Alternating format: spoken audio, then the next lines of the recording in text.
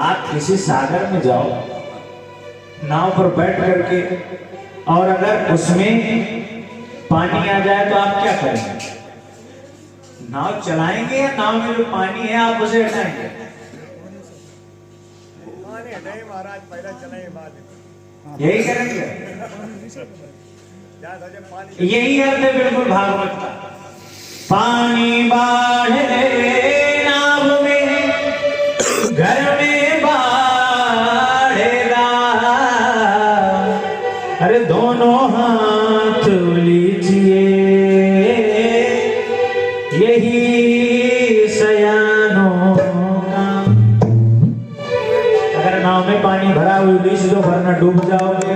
और घर में अगर इधर उधर से ज्यादा पैसा आने लगे, जब श्री आने लगे तो मद तो स्वतः आएगा।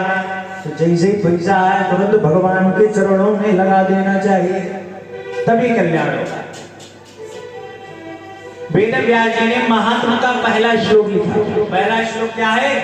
सच्चिदानंद रूपाय विश्वोपत्यादि हेतवे तापत्रय विनाशाय श्री कृष्णाय वयं नमः। अब आप पहले श्लोक का अर्थ समझिए। सच्चिदानंद रूपाय, भगवान को 9 तरीके से जानना है। पहला क्या है? पहला है रूप। दूसरा क्या है? दूसरा है गुण। और तीसरा क्या है? तीसरा है कर्म। ये भागवत कथा का एक एक अक्षर आप समझिए, एक एक अक्षर सुनिए। एक अक्षर भी आपने मिस किया तो समझ लो पूरी बात तुम्हारे समझ में आने वाली नहीं। ये गाना थोड़ी ना है कि एक लाइन छूट गई तो आगे मिला दोगे। ये भगवान की भक्ति का विषय है, और भक्ति सबके बस की बात नहीं है।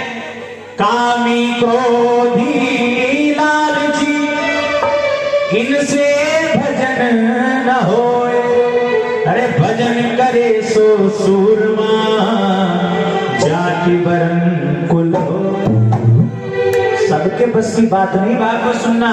भागवत सुनने के लिए व्यक्ति को सूरमा बनना पड़ता है। पहला क्या है? पहला है भगवान का रूप। रूप क्या है? सच्चिदानंद, जो सत्य है और जो चित्त है। जो सत्य है वही परमात्मा है। जो सत्य है वो परमात्मा है। आप आज के 14 दिन जब कृष्ण जन्म होगा, आप सुनेंगे कि भगवान प्रकट होते हैं, तो जितने भी देवतागण हैं सब सत्य सत्य कहकर के ही भगवान की वंदना करते हैं। सत्य प्रथम सत्य परम सत्यम, सत्यस्य योनिं निहितं च सत्ये, सत्यस्य सत्यम मृत सत्य नेत्रम, सत्यात्मकं त्वां शरणं प्रपन्ना। हे प्रभु आप ही सत्य हैं। अरे ये बात आप समझेंगे कैसे? ये बात भी समझने के लिए आपके पास 3 चीजें होनी चाहिए। पता पहला क्या है? पहला होना चाहिए विश्वास, दूसरा अनुभव, तीसरी प्राप्ति। जिस प्रकार से पहला सत्य, दूसरा चित्त और तीसरा आनंद, उसी प्रकार से सत्य कब समझ में आएगा? जब हम भगवान पर विश्वास रखेंगे। अरे जब विश्वास रखेंगे तब हमारे अंदर चैतन्य प्रकट होगा।